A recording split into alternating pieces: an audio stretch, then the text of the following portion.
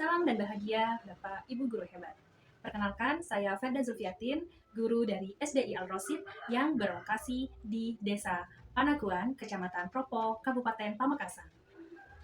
Video ini merupakan video praktik baik dalam rangka menyemarakan dan memeriahkan Hari Guru Nasional tahun 2024 yang diadakan oleh Dinas Pendidikan dan Kebudayaan Kabupaten Pamekasan dengan tema yang saya pilih yaitu asesmen pembelajaran. Dalam video ini, saya akan berbagi praktik baik tentang implementasi asesmen pembelajaran dengan menggunakan platform digital untuk pembelajaran yang bermakna.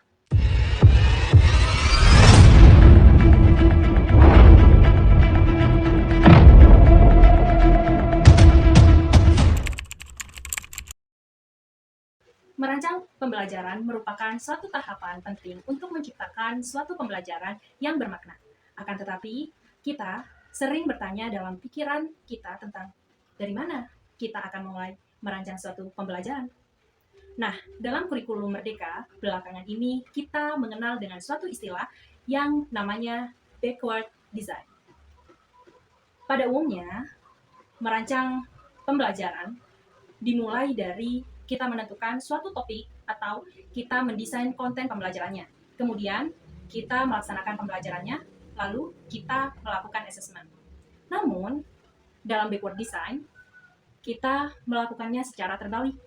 Jadi, kita melakukan atau menentukan tujuan pembelajaran terlebih dahulu, baru kemudian kita merancang assessment-nya, kemudian kita melakukan atau melaksanakan pembelajarannya.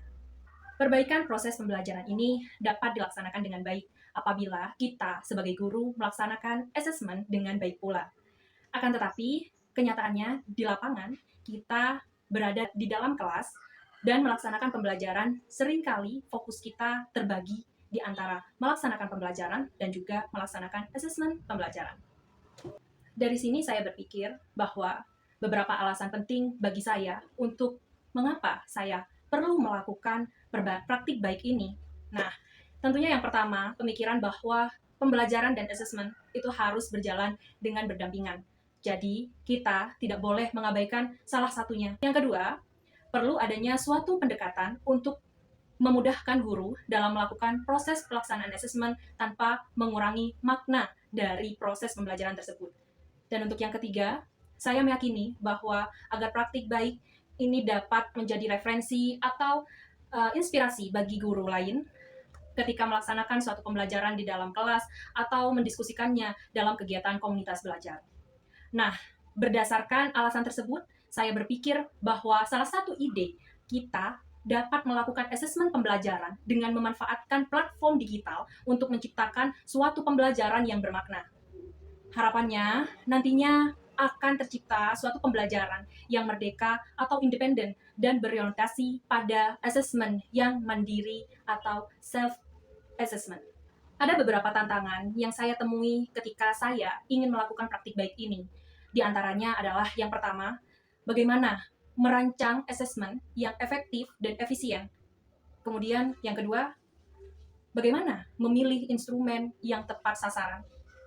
Dan selanjutnya adalah memilih platform teknologi yang sesuai dengan assessment yang kita lakukan.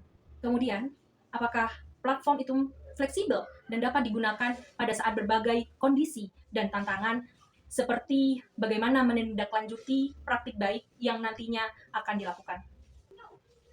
Untuk mengatasi tantangan tersebut, saya melakukan beberapa hal sebagai langkah dan strategi yang perlu dilakukan. Mula-mula, saya mencari referensi dan meningkatkan kompetensi pada bidang assessment dan pemanfaatan teknologi.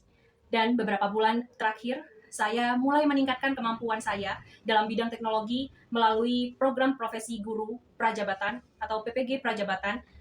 Selain itu, saya juga mempelajari tentang assessment pembelajaran di platform Merdeka Belajar. Selanjutnya, saya juga merancang pilihan assessment yang dapat saya lakukan dalam pembelajaran. Saya memilih beberapa assessment formatif seperti mengukur kesiapan belajar di awal pembelajaran, melakukan pengecekan pemahaman saat pembelajaran berlangsung, dan serta saya melakukan refleksi proses dari pembelajaran. Selain itu, saya memilih menggunakan assessment sumatif dalam metode kuis interaktif untuk menumbuhkan suatu kegiatan belajar yang menyenangkan. Nah, langkah selanjutnya adalah pemanfaatan platform teknologi yang tepat. Nah, pada praktik baik ini, saya menggunakan asesmen awal pembelajaran dengan menggunakan platform Mentimeter untuk melakukan survei perasaan dari peserta didik sebelum saya melakukan pembelajaran. Kemudian, saya menggunakan live worksheet untuk mengukur kesiapan belajar peserta didik, terutama pada materi prasyarat. Nah, pada proses pembelajaran, saya menggunakan media pembelajaran interaktif yang saya buat sendiri dengan mengintegrasikan Canva, Genially, Lumi, YouTube, dan Wordwall. Sementara itu, saya juga menggunakan Google Form untuk kegiatan refleksi pembelajaran. Tujuan utama dalam melakukan praktik baik ini adalah menyediakan asesmen yang dapat dilakukan secara mandiri dengan penuh kesadaran oleh peserta didik tanpa suatu paksaan dari pihak manapun. Dengan mengukur kesiapan belajar peserta didik, tentunya kita memiliki refleksi pembelajaran secara anonim. Peserta didik dapat melakukannya dengan jujur, sehingga guru mengambil keputusan yang tepat bagi proses pembelajaran berikutnya. Nah, sementara itu, untuk mengetahui pemahaman belajar peserta didik dalam media interaktif, telah disediakan kuis interaktif yang dapat diakses secara berulang-ulang oleh peserta didik. Pada bagian video pembelajaran, peserta didik juga diberikan pertanyaan pemantik di tengah-tengah tayangan video yang dapat menguji pemahamannya. Jadi tidak hanya menyetelkan sebuah video saja tanpa menanyakan bagaimana terkait video yang sudah ditonton di awal. Setelah melakukan asesmen pembelajaran dengan bantuan platform digital, berdasarkan observasi yang saya lakukan pada hasil refleksi pembelajaran, saya dapat mengetahui bagaimana pembelajaran berlangsung secara baik. Dalam diskusi bersama komunitas belajar sekolah, kepala sekolah dan rekan teman sejawat merespon positif praktik baik tersebut. Saat ini, di SDI Al-Rosyid, asesmen digital mulai diterapkan secara menyeluruh pada pembelajaran proyek penguatan profil pelajar Pancasila karena manfaat dari suatu platform digital dapat dengan baik meningkatkan proses pembelajaran peserta didik. Itulah praktik baik yang sudah saya lakukan di sekolah saya. Saya berharap satu langkah kecil yang saya lakukan ini akan menjadi bagian dari banyak sekali kemungkinan tak terbatas dari rekan-rekan guru lainnya, sehingga dapat memunculkan suatu inovasi dan terwujudnya transformasi pendidikan Indonesia yang lebih baik.